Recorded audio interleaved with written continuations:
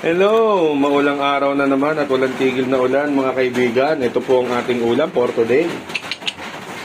Yun oh. Sabaw uli. Sinigang na pork.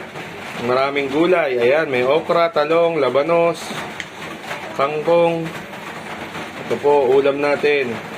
Ito, lagyan na natin ng kangkong. Luto na yan eh. Lagyan natin itong kangkong. Okay? Ayan o. Para mabisa ang ating ulam. Yan. Green leafy vegetable. Yan, paborito ng anak ko itong bunso. Kangkong. Liempo. Diba? Kita nyo yun o. Liempo pa ginamit. Sarap po niya, no? Kain na po tayo.